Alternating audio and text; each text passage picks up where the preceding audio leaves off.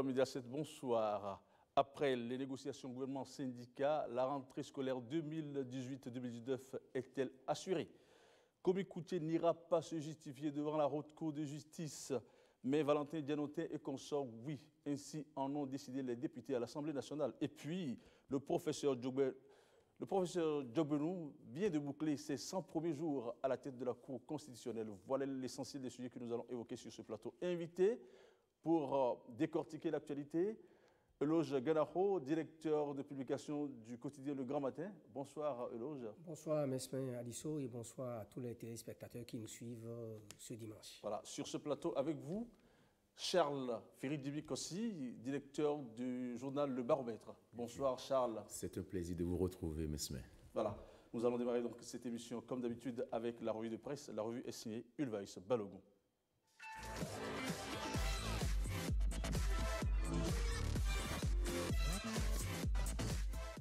Amis de la revue de presse de Club Média 7, bonjour. L'actualité cette semaine est riche des dossiers de poursuite d'anciens ministres devant la haute cour de justice, des négociations entre le gouvernement et les centrales et confédérations syndicales et bien entendu des 100 jours de fonction des membres de la Cour constitutionnelle. Et à ce sujet, le quotidien Les Pharaons fait le bilan des 100 jours de la nouvelle justice constitutionnelle au Bénin. D'après le journal, le bilan des 100 jours est édifiant. Et pour cause, 176 dossiers étaient en instance à la passation, 4 dossiers en instance non traités avant la passation, 88 recours enregistrés de juin 2018 au 22 août 2018, 72 recours traités et vidés du 21 juin 2018 au 28 août 2018, 61 décisions rendues du 21 juin 2018 au 28 août 2018 et 190 dossiers en instance au 28 août 2018. Des chiffres qui constituent la preuve que la Cour est de plus en plus crédible et performante, conclut le journal. À sa suite, la Nation reprécise en 100 jours de fonction, 61 décisions rendues par la Cour constitutionnelle.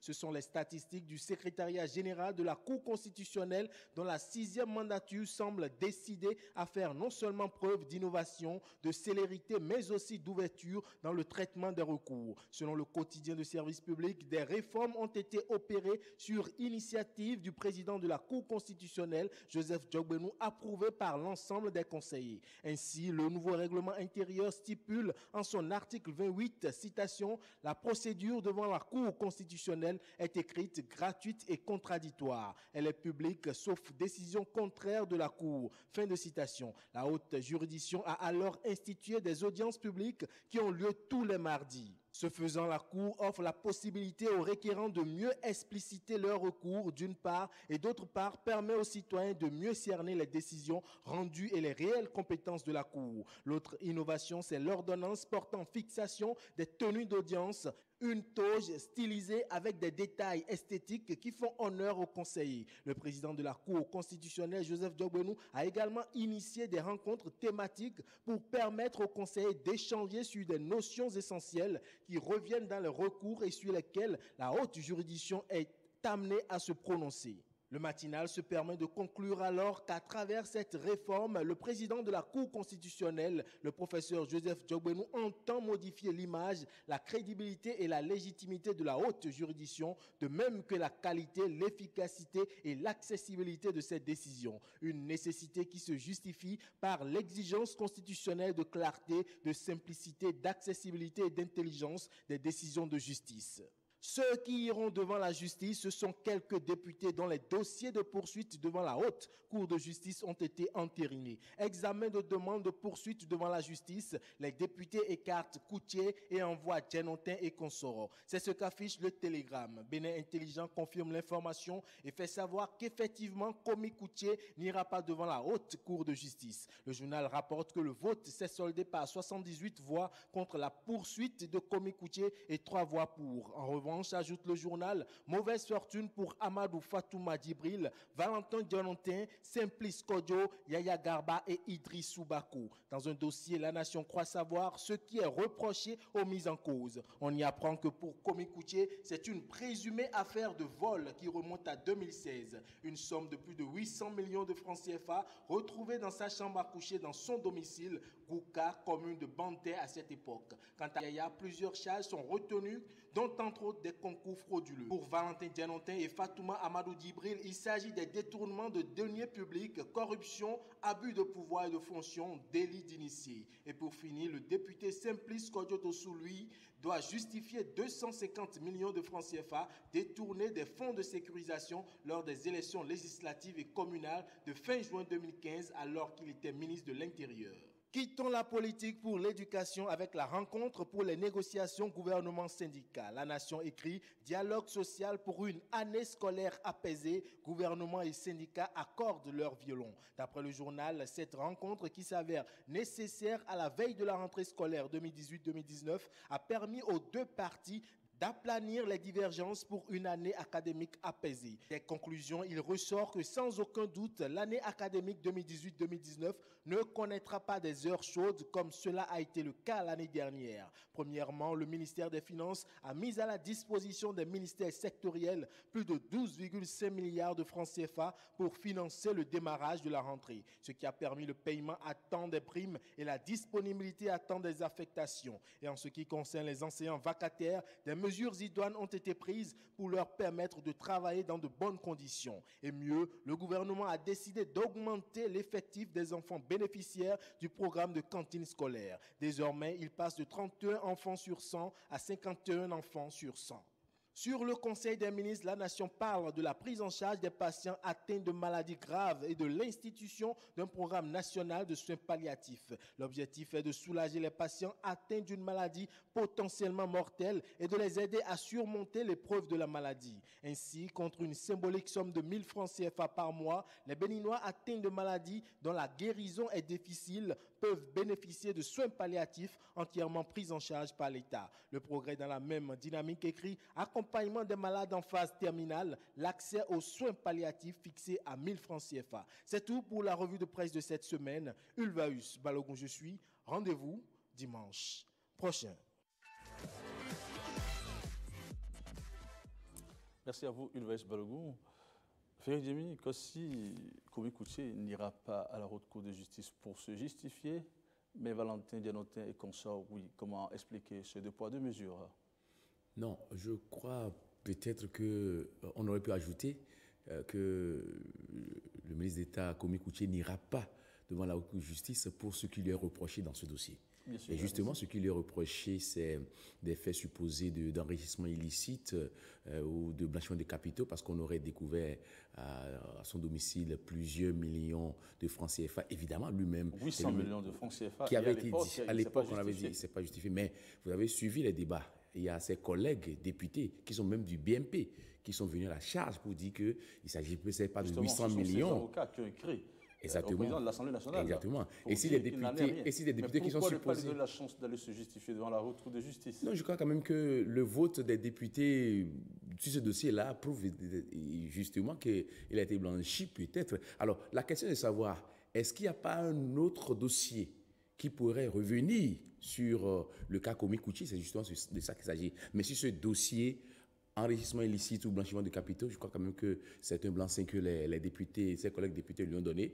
Et on se pose la question de savoir justement pourquoi est-ce que ce vote s'est soldé par ce score-là. Est-ce que c'est lui qui a gagné ou si c'est une stratégie pour montrer lorsqu'un autre dossier va sortir contre lui, qu'on dise, vous voyez, sur tel dossier, on l'avait blanchi, cette fois-ci, on veut qu'il aille s'expliquer. Parce que justement, l'honorable Abim Bola a dit qu'ils feront tout pour aller jusqu'au bout en matière de lutte contre la corruption. Et c'est justement l'arbre qui cache la forêt. Est-ce que contre Komi-Koutié, il n'y aura pas d'autres sujets? Vous savez que l'actuel gouvernement a des sujets qui ont été brandis depuis qu'ils sont là. Par exemple, le dossier FNM. Je sais que le ministre Komi-Koutié est déjà venu plusieurs fois s'expliquer devant les juges. Et il y a aussi le dossier, ce qu'on peut appeler le coton-guette. Est-ce qu'aujourd'hui, Komi-Koutié est totalement lavé?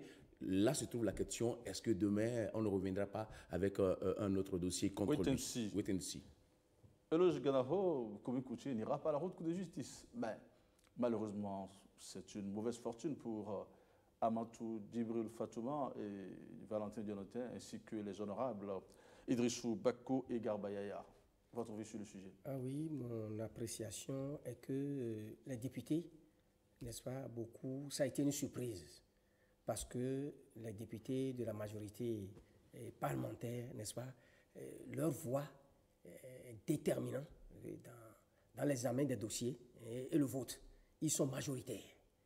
Donc, vous voyez que c'est un tournant décisif. Et si ça a été ainsi, tout à l'heure, vous avez demandé à mon vis-à-vis, mais pourquoi jusqu'à 78 voix pour? Ça vous a étonné. Mais comprenez que si 78 ont voté pour que Komi Koutié ne soit pas envoyé à la Haute Cour de justice, c'est simplement parce que minorité parlementaire et majorité parlementaire sont allés dans le même sens, après avoir apprécié le dossier de Komi Koutié sur la base des nouveaux éléments apportés par les avocats. Alors, moi, je pense que ce n'est que justice, parce que les députés ne sont pas là. C'est vrai, le dossier, ce qui était reproché, c'est enrichissement illicite et blanchiment de capitaux. Oui, mais est-ce que les députés sont là pour simplement dire oui? Mais il leur fallait des éléments pour mieux apprécier. Pour dire oui et pour dire non, vous devez avoir les preuves, les raisons de dire... On lui aurait volé environ 800 millions de francs CFA. Oui, c'est ce qui mais selon ses avocats, il ne s'agirait que de 95 millions de francs 95 millions de francs. Pourquoi à l'époque il ne s'est pas justifié? Puisque à l'époque, les journaux en ont parlé. Les journaux en ont parlé. Et même dans le cas présent, il n'en a pas apporté le moins de estimé que normalement ces conseils devraient apporter tous ces éléments d'appréciation au niveau de la justice. Peut-être qu'avec ça, le procureur qui a saisi l'Assemblée nationale aurait procédé autrement. Mais dans le cadre de la procédure... Les députés n'auraient-ils pas bien fait de laisser aller se justifier devant la Haute Cour de justice? Non, non, non et non. Parce qu'après tout, ces élus du peuple, en réalité, ce n'est pas parce qu'on est, qu'on est du bloc ou de la majorité parlementaire que si les preuves sont établies que telle mise en cause ou telle, comment dirais-je, bon, pour le moment, ils jouissent de la présomption d'innocence. Ce n'est pas parce qu'on est proche du pouvoir ou on est de la majorité parlementaire qu'il faut envoyer à la Haute Cour de justice. N'est-ce pas? Ils sont là, n'est-ce pas, pour tout le monde. On a dit élus du peuple. Donc, ils ne sont pas là seulement pour crucifier ceux qui sont de l'opposition. Si ils ont la conviction, n'est-ce pas, les preuves sont établies que pour tel dossier, tel n'est pas impliqué, ils ont des raisons, n'est-ce pas, de ne pas voter pour.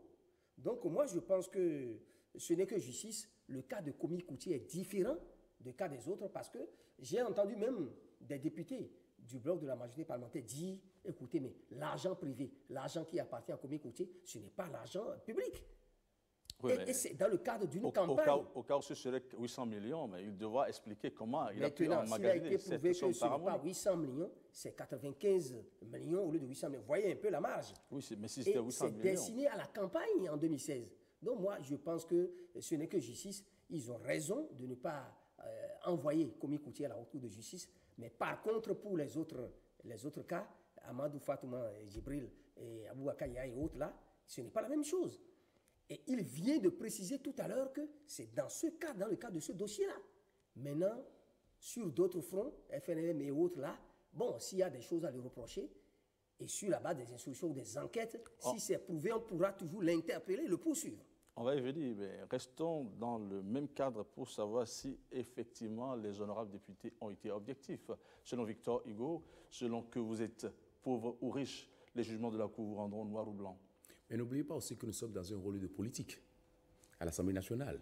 Pour tel ou tel, en voulant peut-être vous prendre à Kpakpa, on peut vous laisser d'abord à Kadiaoun, vous cyclez l'Allemagne. C'est justement ce que certaines personnes disent. Et revenons un peu sur le cas de présumé vol à son domicile.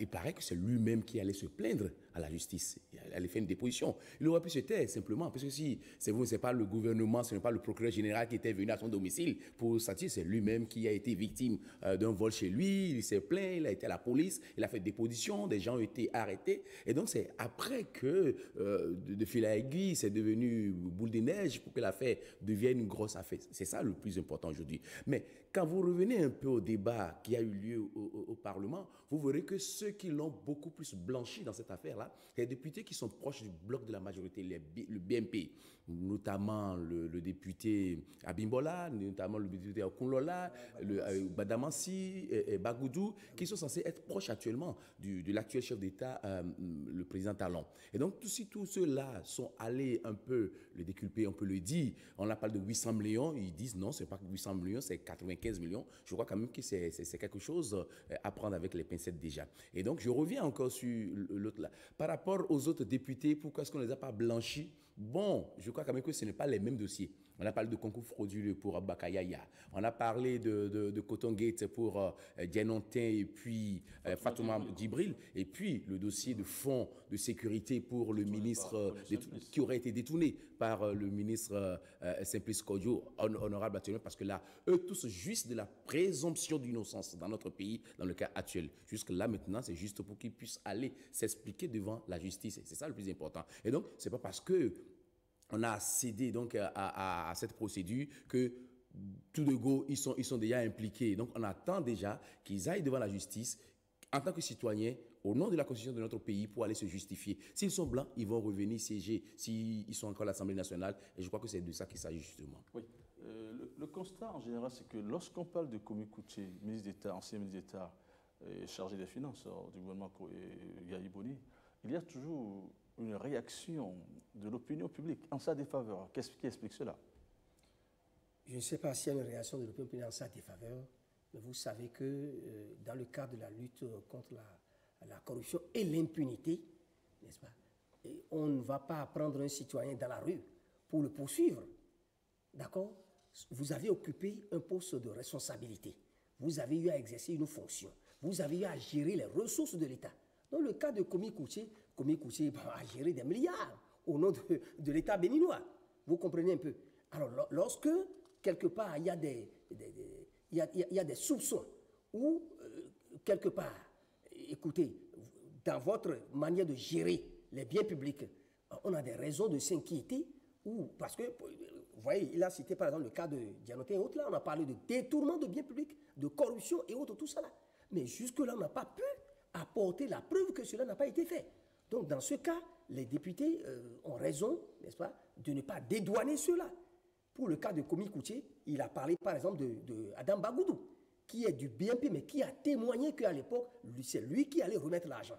Voyez-vous, donc, cela doit s'apprécier sur des faits concrets, sur la base de preuves établies. Pour le cas de Komi Kouché, ça, vous comprenez, je ne suis pas juge, je ne suis pas avocat, je ne suis pas là pour le défendre ou pour l'accuser, mais le cas de Komi Kouché, mais c'est parce que, à l'époque, vous savez, qu'on le veuille ou non, s'il y en a qui sont au-dessus de tout ce sont, mais reconnaissez qu'il y a des barons de l'ancien régime qui ont les mains trempées. Et s'ils ont les mains trempées, la justice, c'est son rôle, il faut pouvoir les poursuivre pour pouvoir faire les investigations. Si les preuves sont établies, c'est normal qu'ils en répondent. Oui. Féridjimi Kossi, vous l'avez su, vous le savez, une bonne partie de l'opinion est quand même défavorable à Komi Kouché. Pourquoi cela? Vous savez, nous sommes dans un monde de dualité. Il y a d'autres qui l'adulent. Au même moment, il y a d'autres qui sont contre sa gestion. Vous savez que tout récemment, il a fait une sortie avec les Béninois de la diaspora, notamment aux États-Unis. Est-ce qu'on peut dire tout de go que tous ceux qui entendent son nom sont contre lui? Quand vous venez dans l'opinion aussi au Bénin, vous savez qu'il y a quelques années, il y a quelques mois de cela, il a perdu la présidence de l'Assemblée nationale à une seule voix près. Et que le dossier, il n'avait pas 40 ans. Vous voyez, donc, est-ce qu'on peut dire tout de go que quand on entend son nom, il y en a qui continuent de l'aduler. Et là, en tant qu'analyste politique, est-ce qu'on ne va pas voir au-delà de 2018 et voir 2019, les législatives, le contrôle des collines, et voir 2021, la présidentielle? N'est-ce pas parce qu'il a les mains suffisamment trempées? Bon, on peut dire, certaines personnes peuvent voir ça de cette manière, mais certaines personnes peuvent voir aussi qu'il a peut-être les mains trop longues et qu'il a beaucoup d'ambition. C'est ça aussi, ça dépend de quel côté on se situe. Alors, Valentin Dianontin et consorts traduit devant la haute cour de justice, certains y voient un règlement politique. Moi, je ne parlais pas de règlement politique parce que tout le temps parler d'acharnement, de chasse aux sorcières. Je dis, au lieu de parler de règlement politique, de parler de chasse aux sorcières, acharnement et autres là, disons que ceux-là, à l'heure où nous parlons, ne sont pas encore coupables. La justice ne les a pas déclarés coupables. Ils jugent la présomption d'innocence. Juge de la présomption d'innocence ne veut pas dire qu'on n'a rien fait et qu'on est innocent. Vous êtes d'accord avec moi? Donc, on doit se calmer et puis laisser la justice faire son travail.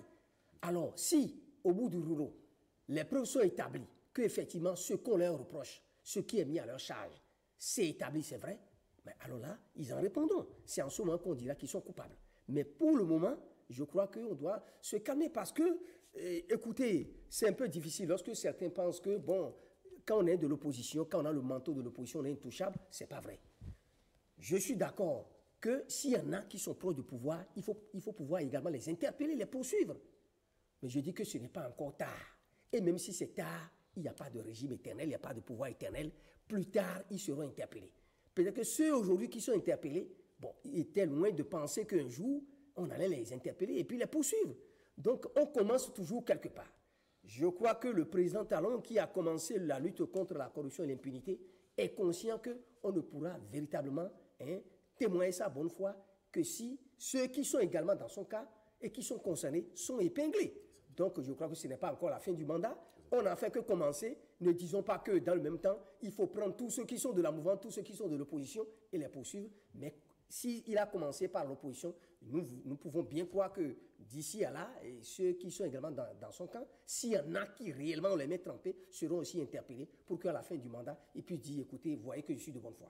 Merci Charles Kossi Ruferi-Djimi. Bon, serait-ce un acharnement politique? Bon, c'est justement ce que certaines personnes pensent. Mais je crois quand même qu'on peut faire foi aussi à la volonté du président Patrice Talon d'aller jusqu'au bout, puisque vous savez qu'il a mis son mandat sous le signe donc, de la lutte contre la corruption de façon implacable. Et sa dernière émission télévisée lors de la fête de l'indépendance, et les journalistes lui ont posé la question de savoir si c'est seulement du même camp, du même côté. Je crois que le doyen Ganavo l'a dit tout à l'heure.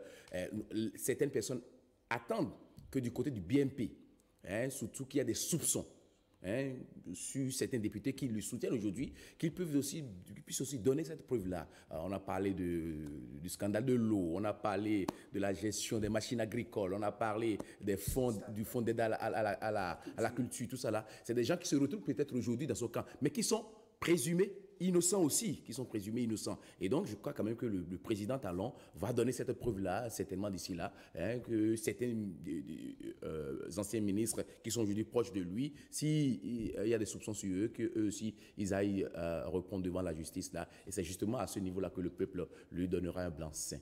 Oui, traduit devant la justice. Est-ce que les députés, en les personnes de Valentin Dianotin, Simplice Kodjo, et les anciens ministres qui voudraient bien être candidats, comme Mme Fatouma Amadou Djibril, est-ce que ces gens peuvent encore se présenter, vu le délai? Il faut un temps quand même pour vider ce dossier. Est-ce qu'ils peuvent encore être candidats aux législatives prochaines? C'est toujours difficile. C'est toujours difficile lorsque vous avez des ennuis avec la justice ou vous traînez quelques problèmes. Vous voyez que c'est toujours difficile, que ce n'est plus le même contexte. Au moment où ils étaient allés en campagne, il y a quelques années, il n'était pas pour eux question d'aller répondre à l'Assemblée nationale ou devant une haute cour de justice. Aujourd'hui, le dossier est pendant. Et lorsqu'on vous accuse de vol, lorsqu'on vous accuse de détournement, lorsqu'on vous accuse de corruption, d'accord, même si les faits ne sont pas encore établis, mais il y a une procédure en cours. Dans ces conditions-là, quand la procédure n'est pas allée à terme, vous ne pouvez pas aller vous présenter. Alors, comme de bons citoyens acquis au-dessus de tout soupçon devant les populations, on vous reproche quelque chose. Même si vous êtes aimé de certains Béninois, la réalité est que vous traîniez des dossiers de corruption et de détournement, même si vous n'êtes pas encore coupable. Il est mieux que vous en finissiez avec avant d'aller envisager être candidat ou être élu à une élection. N'est-ce pas? Charles Ferry-Djimi? Je crois que je suis dans la même logique que le doyen. L'essentiel aujourd'hui, ce n'est pas que les gens aillent à l'Assemblée en tant que députés ou pas. L'essentiel, c'est de montrer quand même qu'ils sont des citoyens, ils ont géré le pays, ils ont géré une partie donc du pays avec honnêteté. Et c'est de ça qu'il s'agit. S'ils sont blancs, ils peuvent circuler librement. Alors, l'autre penchant, c'est de croire qu'on a géré et on veut se cacher à l'Assemblée nationale. Aujourd'hui, le président Talon est en train de montrer que quel que soit ce qui se passe, à tout moment, vous pouvez être rattrapé. Vous pouvez être rattrapé si vous êtes du camp de la majorité et vous pouvez être rattrapé aussi du camp de la minorité. Seulement qu'aujourd'hui, il y a certains Béninois qui sont pressés de voir ce qui peut être fait du côté de la majorité qui soutient le président de l'Assemblée et le président de la République, là, où il y a aussi des soupçons. Donc, aujourd'hui, le plus important, ce n'est pas de savoir si Amadou Djibril, Fatouma ou Dianotin va revenir à l'Assemblée nationale, c'est de savoir à un moment donné de la vie politique de notre pays, il a eu à gérer des choses, on le reproche, il est allé devant la justice, quel que soit ce qui se passe, on peut faire confiance à la justice, quelle que soit la pression, quelle que soit l'organisation judiciaire que nous avons dans notre pays, il faut faire confiance quand même à notre justice. C'est des hommes, certes, ils ont leur faiblesse, mais on fera, la vérité finira par triompher. Même si aujourd'hui, on a des soupçons, on se dit oui, c'est pas sûr, s'ils vont, on va les inculper. Un jour viendra certainement que quelqu'un va se lever pour dire attention, à tel moment-là, ce qu'on a dit contre eux ne valait pas la peine. Évidemment, nous allons revenir tout à l'heure sur la Cour constitutionnelle. Vous voyez par exemple qu'il y a des revirements jurisprudentiels par rapport à certaines décisions. Donc, par rapport à la justice elle-même, ça peut se faire à un moment donné et demain, tôt ou tard, la vérité finira par triompher. C'est ce que je crois. Deuxième sujet. Négociation gouvernement-syndicat. Au cours de la semaine, le gouvernement et les centrales syndicales se sont rencontrés et tout semble s'être bien passé. Mais est-ce suffisant pour dire qu'au cours de l'année, il n'y aura pas des heures chaudes? Bon, ce n'est jamais suffisant. Dire que tout est suffisant, tous les problèmes ne sont pas réglés. Mais nous constatons qu'il y a un effort qui a été fait par le gouvernement. Nous, notre souhait n'est pas que chaque année qu'il y ait des troubles ou des perturbations. Non, nous disons que nous sommes dans un pays à côté des revendications justes et légitimes que nous reconnaissons pour les travailleurs, que tout Béninois doit reconnaître pour les travailleurs, n'est-ce pas? Ils doivent être dans de bonnes conditions pour travailler. À côté de ça, reconnaissons également que nous avons un État, nous sommes dans un pays à ressources limitées. D'accord? Si nous sommes d'accord qu'il faut régler les droits syndicaux, il faut mettre les travailleurs dans de bonnes conditions, reconnaissons également que nous ne pouvons le faire que sur la base des ressources dont nous disposons. En tant que pays, pas encore développé, mais en tant que pays qui lutte au quotidien pour son développement. Donc moi, je pense que ce qui a été fait, c'est pas mal. On a parlé de plus de 12 milliards de francs. Ce n'est pas une fin en soi, mais c'est quelque chose. Et si ça permet déjà au gouvernement d'anticiper et de régler les problèmes de primes, n'est-ce pas, et de créer les conditions favorables pour un début de rentrée apaisé, ce n'est pas négligeable. On a parlé des cantines scolaires. Le nombre des élèves a augmenté de 31 à 51%. Donc, c'est des efforts que nous apprécions. Nous ne disons pas que tout est parfait. Mais en principe, en tant que citoyens, en tant que patriotes, les syndicats doivent s'en contenter, quitte à continuer la lutte et à réclamer dans les conditions prévues par la loi pour se faire, comment dirais-je, pour que le gouvernement soit à leur écoute. Voilà. Charles Ferry-Mekossi, l'année sera-t-elle donc indemne de toute perturbation? Non, j'ose croire que ce serait ça. C'est le souhait de tous parents. Vous êtes parents d'élèves et vous souhaitez quand même que cette année soit apaisée. Mais c'est déjà un effort que la rentrée soit apaisée. Parce qu'il y a une différence entre une rentrée apaisée et une année scolaire apaisée. C'est déjà important de saluer les efforts du gouvernement pour avoir organisé une rentrée apaisée, parce que c'est l'une des rares fois où on n'est plus dans une spirale de est-ce que la rentrée aura lieu. Il y a longtemps qu'on a encore vécu ça dans notre pays. Et donc, il faut saluer les efforts du gouvernement, du chef de l'État, des ministres sectoriels et l'ensemble des ministres. Et même saluer aussi la clairvoyance des syndicats, parce qu'ils ont compris ça. Ils ne sont pas restés et campés sur leur position. Donc, le souhait maintenant, quand les enfants vont rentrer demain, le souhait pour les parents, c'est que nous puissions avoir une année apaisée. 12,5 milliards pour organiser cette rentrée, c'est un effort louable. Et donc, oui, 12,5 milliards, c'est pour payer les primes de démarrage. Mais sera-ce suffisant pour un bon déroulement? Ce n'est véritablement pas suffisant. Vous connaissez les syndicalistes que nous avons dans notre pays. C'est déjà à tout moment, ils peuvent déclencher encore la grève. Donc, nous souhaitons... Peuvent-ils encore déclencher la grève comme ils le veulent? Ça dépend du pacte qui a été signé avec le gouvernement. N'oubliez pas qu'ils ont droit à 10 jours de grève par an. 10 jours de grève par an. Je crois quand même qu'ils ont pris les choses avec, comment on appelle ça, la sincérité. Ils savent désormais à quoi ils doivent s'attendre s'ils vont au-delà de ça. Et donc, je crois quand même que l'essentiel, ce n'est même pas qu'ils abordent les 10 jours. L'essentiel, c'est de finir une année sans qu'ils n'aient même abordé une seule journée de grève. C'est ce que nous souhaitons de tous les vœux pour que nous puissions. Vous voyez l'État, vous voyez les résultats BPC et surtout BAC et CEP cette année. Donc, il faut aller au-delà. Il faut souhaiter une année avec 0 jour de grève. Et ça, là, c'est de la responsabilité du gouvernement, c'est de la responsabilité des centrales syndicales. Il faut que le gouvernement aussi puisse se dépêcher lentement en réglant les problèmes qui sont posés par les syndicalistes là, et qu'eux aussi ne soient pas campés sur leur position. 31 élèves sur 100 avaient droit aux cantines scolaires. Désormais, c'est 50 élèves qui y ont droit. Qu'est-ce que vous en pensez? Ah oui, c'est la preuve que le gouvernement est au quotidien est conscient qu'il y a beaucoup à faire dans ce secteur-là. Il y a beaucoup à faire. De 31 à 51%, c'est pour permettre à un nombre plus important d'élèves de bénéficier de tout ce que le gouvernement a pu apporter en ce qui concerne les cantines. Et c'est également le souci du gouvernement de permettre aux parents d'élèves d'en jouir, n'est-ce pas? Parce que de 31%, ce n'est pas évident que tous les parents d'élèves au Bénin qui le veulent, qui le désirent, puissent en jouir. Mais si c'est passé à 51%, je crois que le nombre a augmenté. Ça va permettre encore à une catégorie de parents d'élèves de rejoindre les rangs. C'est une bonne chose. Et j'insiste là-dessus pour dire que par le passé, nous avons eu à avoir des gouvernements qui manquent de sens d'anticipation. Parce que pour une rentrée apaisée, pour une année scolaire apaisée, il faut toujours anticiper. Un pouvoir qui n'est pas à l'écoute de son peuple, qui n'est pas à l'écoute des syndicats, ça crée toujours des troubles, des perturbations.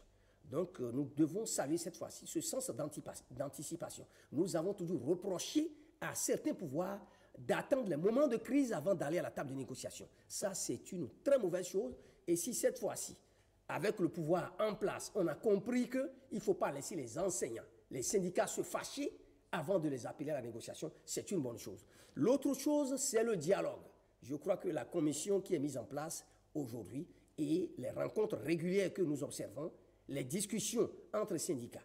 Et j'ai comme l'impression que les syndicats de plus en plus ont compris que l'arme de la grève, c'est une bonne chose, mais ce n'est pas aussi bien qu'un pays soit constamment en grève. Un pays qui ne travaille pas ne peut pas aller au développement.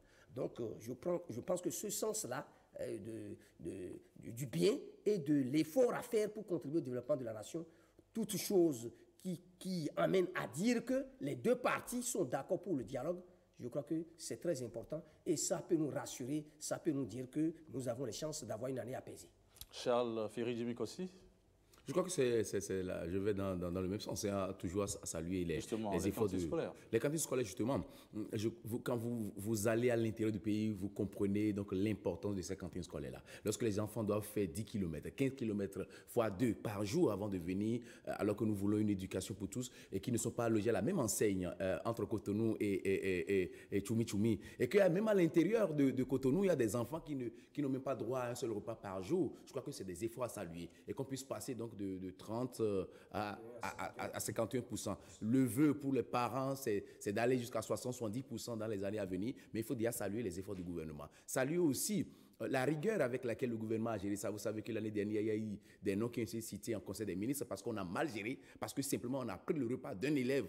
Des directeurs ont dû perdre leur poste là. Donc c'est ça, cette rigueur-là, à gérer cette rigueur-là. Et que dans 2 ans, dans 3 ans, on n'en arrive pas à avoir des ministres qui vont encore devant la haute cour de justice parce qu'ils ont mal géré les cantines scolaires de nos enfants là. C'est ça le plus important. Donc saluer déjà cet effort-là. Mais au-delà donc du repas qui est servi aux enfants, que ce soit un repas ou 2 repas à l'école, il faut que l'éducation soit de qualité, que les enseignants comprennent le bien fondé, donc d'aller au-delà donc, des sacrifices qui sont consentis aujourd'hui pour que nous puissions avoir une génération montante et future, bien formée pour pouvoir relever les défis auxquels nous sommes appelés désormais. Demain, c'est la reprise des cours. Les conditions sont-elles réunies pour une bonne rentrée? Pas totalement, mais l'essentiel est fait, je crois, avec ce que nous avons lu, avec l'ambiance que nous saluons déjà. L'essentiel est fait. La rentrée, elle, aura lieu. Nous souhaitons que l'année académique aussi puisse se faire sans anicroche, sans que nous ayons l'épée de Damoclès sur la tête des parents, et que les parents puissent maintenant savoir que les enfants sont à l'école et pouvoir penser à comment aller chercher de l'argent pour venir régler les problèmes qui sont ceux des enfants. Une année scolaire dans un style, dans une ambiance olympienne. Tout à fait. Parce que vous voyez, la majorité des syndicats, je sais qu'il y en a et qui ne sont même pas allés à la rencontre. Mais vous voyez, dans le même temps, vous réclamez, vous refusez les négociations. Les problèmes ne peuvent être réglés qu'à travers le dialogue. Ça, c'est évident. Si une partie est campée sur sa position, refuse d'aller à la table de négociation pendant que l'autre pense qu'elle a raison, on ne peut pas trouver les solutions aux problèmes des travailleurs, n'est-ce pas? Et de façon globale aux problèmes du secteur de l'éducation. C'est déjà bien que les syndicats, dans leur majorité, aient compris qu'il faut aller discuter. Le refus d'aller aux discussions n'arrange rien. Donc l'effort a été fait. Moi, je pense que ce n'est pas la panacée, ce n'est pas que tout est parfait, mais l'effort fait par le gouvernement, il faut le reconnaître, c'est un minimum. Ça ne veut pas dire que tout est fini, mais acceptez ça, prenez ce qu'on vous a donné d'abord et continuez par dialoguer, continuez par demander dans le respect de la loi. Et je pense que tout sera bien fait. Et là, les parents qui chaque année se plaignent n'est-ce pas, des conditions difficiles à cause des grèves et autres, tout ça là, pourront se rassurer que cette fois-ci, entente entre gouvernement et syndicats, ça peut les rassurer que les élèves passeront une année scolaire apaisée. Troisième dossier de ce jour, les 100 jours du professeur Joseph Diogbenou à la tête de la Cour constitutionnelle. 112 dossiers, 112 recours vidés, 61 décisions. Qu'est-ce que cela vous suggère? Je crois quand même que nous avons désormais une Cour constitutionnelle new look. Nous ne sommes plus en face maintenant d'une Cour qui est gérée comme un couvent, où les journalistes n'y ont assez que pour aller prendre les résultats des élections législatives et présidentielles. Désormais, la Cour constitutionnelle est fréquentable, aussi bien par la presse que par les citoyens. Les conditions de recours sont expliquées et vous avez vu que la provision elle est bonne. Hein? Vous avez vu tout ce que nous avons engrangé, 72 recours vidés, vous l'avez dit, 61 décisions. Je crois que c'est à l'actif de la Cour actuelle dirigée par le professeur Diogbenou qui est en train de donner du sang neuf à cette Cour constitutionnelle-là, lui et ses collègues et l'ensemble donc des cadres de la Cour constitutionnelle pour que nous puissions voir. L'autre chose, c'est que sur ces décisions et recours, bon, on est revenu sur un certain nombre de décisions ou de recours antérieurs à polémique dans le cas donc de jurisprudence ou de revirement. On va laisser les juristes faire le débat, mais c'est déjà important de savoir que désormais que tout n'est pas terminé à travers donc une décision de la Cour constitutionnelle là. Donc saluer donc le travail qui est fait par le professeur Diogbenou et tous ses collègues là et qu'on y aille. Seulement ce que je me demande, est-ce qu'on ne serait pas fatigué de voir tous les jeudis le professeur, le président de la Cour constitutionnelle, qu'on aimerait voir seulement pour venir présenter les résultats de l'élection présidentielle à travers des points de presse comme il en avait l'habitude quand il était encore au gouvernement. Est-ce qu'il ne serait pas fatigué? Est-ce que le fétiche, on n'aura pas trop vu le fétiche? C'est des questions que je me pose, mais je crois quand même que ça a du sens, c'est ce qui est fait au niveau de la Cour constitutionnelle actuellement et nous leur souhaitons bon courage pour la suite. Je voudrais aussi abonder dans le même sens pour dire que c'est vrai, la performance, il faut le souligner, en 100 jours, c'est pas mal, c'est pas un bilan global, général, mais c'est quand même important le travail qui a été fait. Parce que n'oubliez pas qu'à la passation, on a enregistré près de 176 dossiers en essence à la passation. Donc c'est la preuve que ce n'est pas facile. Les autres mandatis, je ne veux pas déprécier le travail qui a été fait par la mandature sortante, par la Cour sortante, mais comprenez un peu que les plaintes étaient beaucoup de plaintes sur les recours qui sont introduits au niveau de la Cour constitutionnelle, mais qui semblent être rangés au placard, où vraiment le travail, on ne sent pas la célérité. Je vois déjà une certaine différence. 176 dossiers. 176 dossiers, vous en parlez. Oui, où est-ce que nous en en sommes? essence, à la passation des services. Où est-ce que nous en sommes? Aujourd'hui, d'après les statistiques que nous avons eues, il vient de le dire, 72 recours traités et vidés de juin 2018 au 28 août 2018. C'est important. Il y en a certes en Sont tenues décision. Je ne veux pas dire que c'est vrai, il y a la qualité aussi. On peut faire sortir 200 décisions, ce n'est pas ça qui est important, mais on sent déjà une certaine célérité dans le travail. Parce que ce n'est pas bien que des citoyens qui ont des préoccupations, n'est-ce pas, saisissent la Cour, attendent la réaction de la Cour, que la Cour mette des mois et même des années. Ce n'est pas possible alors que les problèmes sont là en essence. Donc on sent déjà une certaine célérité. Bon, à côté de cela, il a souligné, hein, les réformes, les innovations, ça se voit à travers les audiences publiques déjà. Parce que par le passé, il y a l'incompréhension. Il y a des décisions rendues par la Cour à polémique, à contestation, on ne comprend pas. Aujourd'hui, voilà une Cour qui s'ouvre. Je crois qu'à côté de ces fleurs que nous jetons à la Cour, il y a beaucoup de défis également à relever. Nous ne disons pas, pour le moment, j'ai dit que c'est un bilan à mi-parcours que nous apprécions. Mais les premiers pas déjà faits par une institution, faits par une équipe, faits par un homme, ça permet, n'est-ce pas, de jauger, ça permet de se dire que est-ce que ça pourrait être bon, est-ce qu'il a les capacités qu'il faut pour réussir. Donc ce n'est qu'une appréciation du début, parce que le chemin est encore long. Il reste que la Cour, comme il a souligné sur beaucoup de dossiers déjà, le code électoral qui a été voté tout récemment, la charte des partis politiques, puisque les grandes échéances, c'est les élections, il reste que la Cour qui doit se prononcer pour la conformité ou non de tous ces dossiers-là par rapport à la Constitution, ils puissent le faire et dire réellement le droit. dans l'impartialité. C'est ce que attendent les citoyens. Oui, le professeur Diogbenou vous en dit du bien. Oui. Mais en quoi aurait-il amorcé des réformes au niveau de la Cour constitutionnelle, à part les audiences publiques? En quoi est-ce qu'il est en train de proposer des réformes au profit de la Cour? Le fait d'ouvrir la Cour, que ce soit plus seulement un couvent qu'on va découvrir seulement tous les 5 ans, surtout pour les journalistes que nous sommes, les communicateurs que nous sommes, mais de permettre quand même aux citoyens d'y avoir accès à tout moment, de pouvoir, s'ils ont des contentieux avec l'État, qu'ils puissent s'exprimer. Je crois que c'est des efforts déjà. Hein. La visibilité, nous sommes à l'aide de la communication. Et c'est ça le plus important, celui qui a l'information a le pouvoir. Mais l'autre chose que je voulais revenir un peu sur l'analyse que nous sommes en train de faire, après donc les fières chandelles que nous sommes en train de jeter au professeur Diogbenou, pour dire que là, la mandature actuelle a relevé le défi de l'efficacité, mais il reste aussi le défi de la crédibilité. C'est ça le plus important pour le professeur Diogbenou. Donc, nous avons réussi, il a réussi en 100 jours le défi de l'efficacité avec tout ce que nous avons eu. Maintenant, les jours à venir, c'est le défi de la crédibilité. Pour que les citoyens qui le regardent en train de rendre des décisions puissent entendre à la fin dire le gouvernement Talon n'a pas raison. Parce que les citoyens l'attendent, c'est lui qui a été longtemps l'avocat personnel du président de la République, qui a été porte-parole du gouvernement. Je crois quand même qu'il est important aujourd'hui qu'on puisse voir à des moments donnés que toutes les décisions ou recours qui ont été traités ne sont pas des décisions ou recours dans lesquels le gouvernement a totalement raison. Et que le citoyen se dise non, si c'est Diogbenou qui est là, c'est que Talon aura totalement raison. Il est maintenant important qu'on puisse aller sur des chemins où on dit si le gouvernement a raison, le dise, et que s'il n'a pas raison, le disent aussi. C'est ça que j'appelle le défi de la crédibilité. Crédibilité pour l'institution elle-même, mais crédibilité aussi pour le professeur Diogbenou lui-même. Merci. Les réformes, en quoi est-ce qu'il aurait lancé des réformes au niveau de la Cour? Ah oui, les réformes, les innovations, et nous sommes pour un début en train de nous convaincre que c'est utile. C'est utile dans la mesure où il ne faut pas changer pour changer. Vous avez compris que la cour était comme un couvent.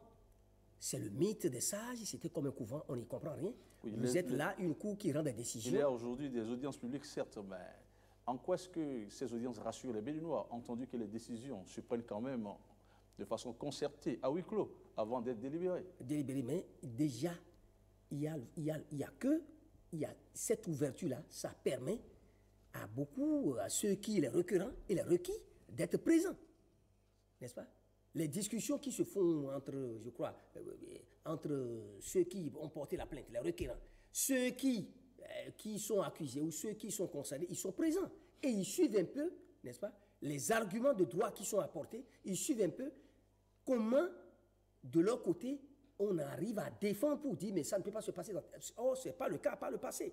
C'est très important. Donc, cette touche apportée au règlement intérieur, ça va changer justement quelque chose. C'est très important. Ces audiences, en quoi est-ce qu'elles permettent aux Béninois de mieux comprendre les décisions? Ah oui, ça permet aux Béninois de mieux comprendre parce que, tout d'abord, les Béninois, il y en a beaucoup qui sont présents. Vous n'allez pas envoyer une plainte, une requête et puis vous asseoir là-bas pour attendre seulement la décision. Venez vous tomber sur la tête. Vous avez la possibilité de vous présenter. D'accord? Ceux qui sont accusés ou ceux à qui on reproche des choses, ceux contre qui on a porté des plaintes, on a aussi la possibilité de venir pour suivre un peu les arguments. Sans oublier que, bon, écoutez, ici, les décisions qui sont déjà rendues, nous avons vu des professeurs, des spécialistes de droit se prononcer là-dessus. Pour ce début-là, ce n'est pas aussi mauvais. Mais il y a aussi les rencontres. Alors qu'au début, on nous a dit ici que sans constitutionnaliste au sein de la Cour constitutionnelle, c'est comme s'il n'y a pas de compétence. Ça ne pouvait pas aller à bon port. Mais nous avons déjà, pour un début, compris que, bon, ça a pris. La mayonnaise a pris et que si les efforts continuent d'être faits dans l'impartialité, je crois que cette Cour arrivera à réussir sa mission. L'autre chose que je tiens à ajouter est que les revirements jurisprudentiels, j'ai toujours parlé de ça, j'ai dit, mais écoutez, ce n'est pas parce qu'une Cour s'est trompée, on a vu ici des constitutionnalistes et des professeurs de droit à l'université dire que mais, la Cour de Holo s'est trompée sur tel cas. Je ne veux pas le dire pour jeter, comment dirais-je, l'opprobre sur la Cour de Holo.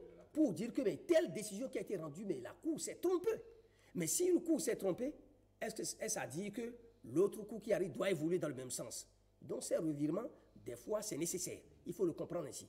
Maintenant, que disons-nous? Il a dit que la crédibilité, on attend davantage.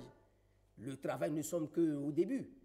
Il y a les grandes échéances. La Cour aura à se prononcer sur des situations plus compliquées. Et nous aurons le temps d'apprécier les choses à leur juste valeur. Mais pour terminer, j'ajoute que ce n'est pas parce qu'on est proche d'un pouvoir, qu'on est proche d'un président de la République, qu'on est d'un camp, que forcément on est mauvais.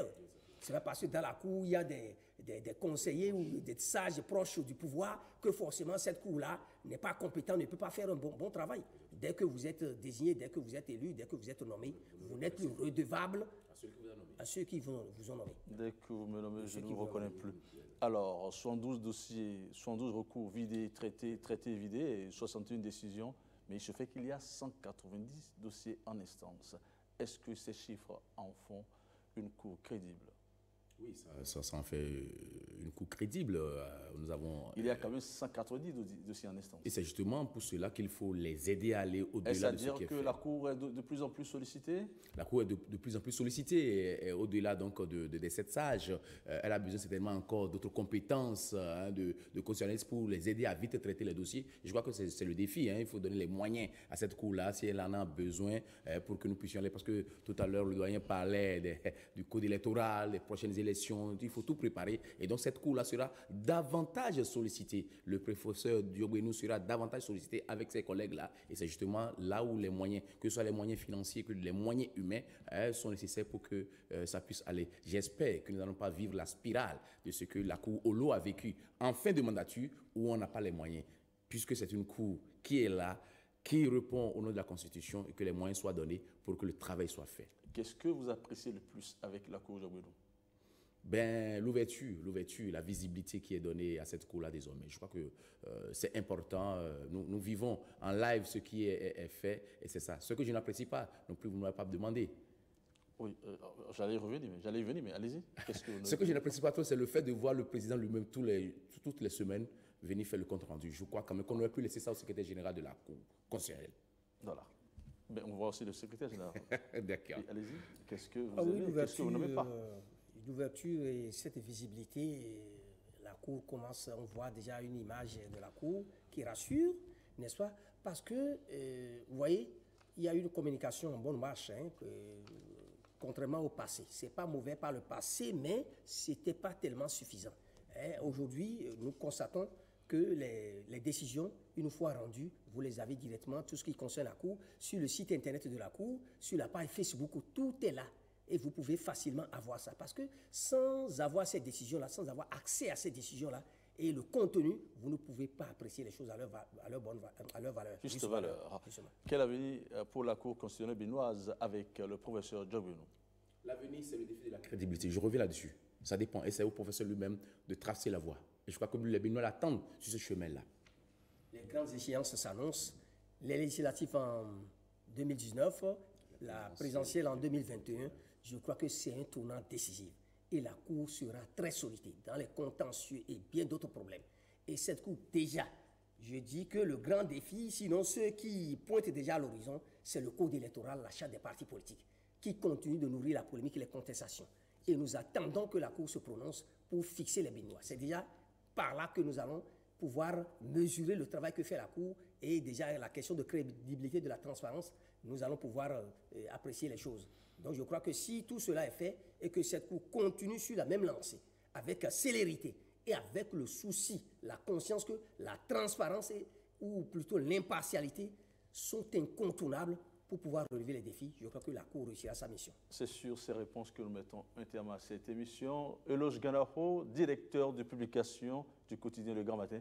Bonsoir et merci d'être venu donc sur ce plateau. Merci à vous aussi. Vous étiez donc avec Charles Feridjemi Kossi, directeur de publication du journal Le Baromètre, ancien vice-président de l'Union des professionnels des médias du Bénin.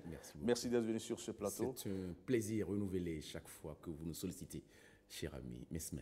Nous voulons remercier notre cher ami, mon collègue et vis-à-vis, Feridjemi Charles, qui actuellement est en deuil, il a perdu sa maman, mais malgré ça, il a compris que tout ce qui concerne la République, c'est notre devoir, malgré le deuil, malgré les afflictions, nous devons apporter une touche quand même à tout ce qui se fait pour le développement de notre pays. Merci Charles. Confrère, merci beaucoup. Merci à vous, chers confrères. Ce sera tout donc pour Club Média 7. Rendez-vous dimanche prochain. Entre-temps, vous pouvez en suivre la rediffusion aujourd'hui même, après le tout dernier journal. Portez-vous bien. Bye bye.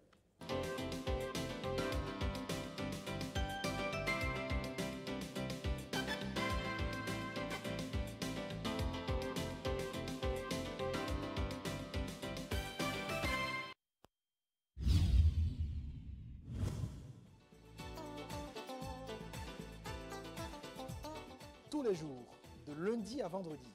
Rejoignez-nous 5 sur 7 matin de 6h à 8h45.